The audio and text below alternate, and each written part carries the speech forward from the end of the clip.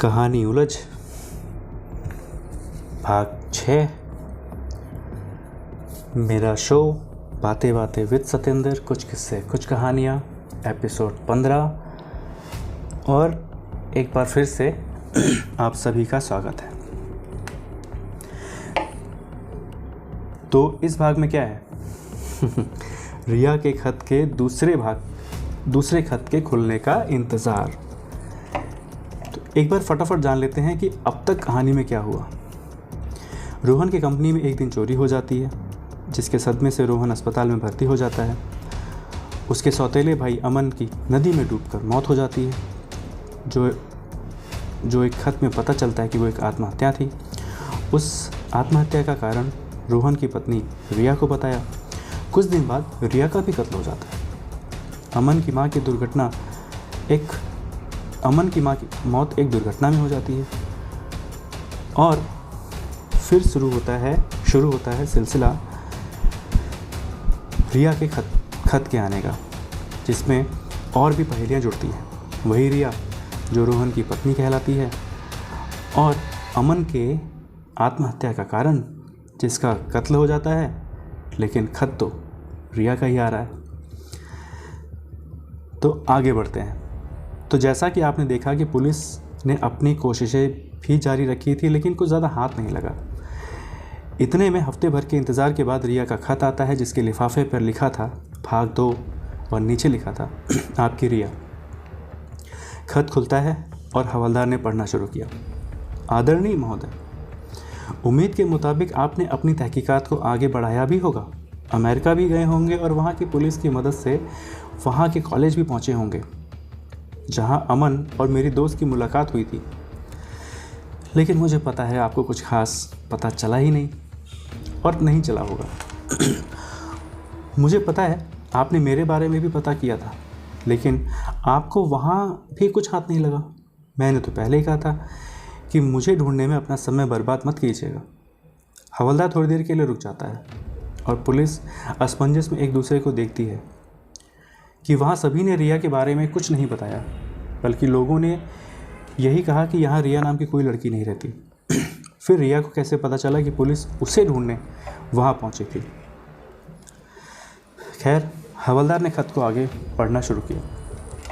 ज़्यादा सोचिए मत, कोई फ़ायदा नहीं है कि मुझे कैसे पता चला, और ये ज़रूरी भी नहीं है। तो जैसा कि श्री मोहनलाल जी की हत्या के बाद रोहन की कंपनी की जिम्मेदारी रोहन को मिल गई, जिससे ना तो अमन को खुशी मिली और ना ही शांति जी को, और रोहन को रास्ते से हटाने की साजिश होने लगी।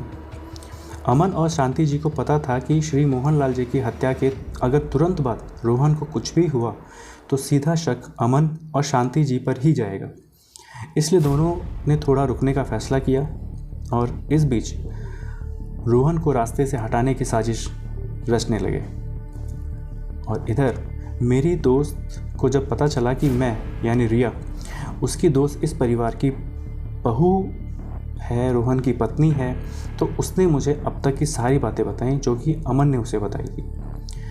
उसे ये जानकर बड़ी हैरानी हुई कि मुझे ये सब पहले से ही पता था और इस साजिश में कुछ हिस्सेदारी मेरी भी थी, या यूं कहूँ कि मैं इस परिवार में बहू के तौर पर इस साजिश की वजह से ही आई थी। और मोहनलाल जी को मारने की साजिश मेरे साथ ही रची गई थी। जब एक तरफ मोहनलाल जी को मारने का षड्यंत्र रचा जा रहा था, तो दूसरी तरफ मैं रोहन को फंसाने में लगी थी। मैं कामयाब रही, एक दिन शादी करके इस परिवार की बहू बन गई, और फिर साजिश के अगले भाग यानी रोहन को रास्ते से हटाने की योजना बनने लगी। जहां अमन और शांति जी के लिए ये एक संपत्ति की लड़ाई या लालच था, वहीं मेरे लिए ये शादी सिर्फ कुछ समय के लिए एक नाटक था, जिसके बदले में शांति जी ने मुझे एक बड़ी रकम देने का वादा किया था, और जिसकी आधी रकम मुझे तो पहले ही मिल चुकी थी।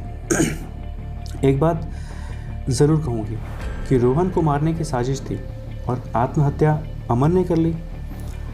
ये बात आपको नहीं पच रही ना मुझे मालूम है। तो मैं आपको एक और खुलासा करती हूँ कि अमन आज भी जिंदा है।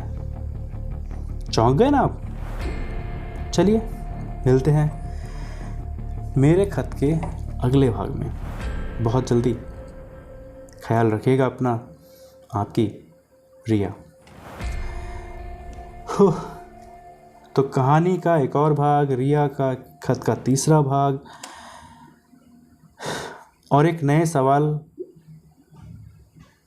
के साथ या एक नई पहेली के साथ रिया का दूसरा खत यहाँ ख़त्म होता है और एक खत के इंतज़ार की कहानी शुरू होती है। तो क्या अमन ज़िंदा है? कहानी से जुड़े रहने के लिए आपका धन्यवाद। अब अगले खत में पता चलेगा कि अमन ज़िंदा है तो अमन है कहाँ, और रिया इस साजिश में कैसे शामिल हुई। सब कुछ जानेंगे इस कहानी के अगले भाग में, रिया के तीसरे खत में। जुड़े रहिएगा, कहानी को शेयर कीजिएगा, चैनल को सब्सक्राइब ज़रूर कीजिएगा। मिलते हैं बहुत जल्द।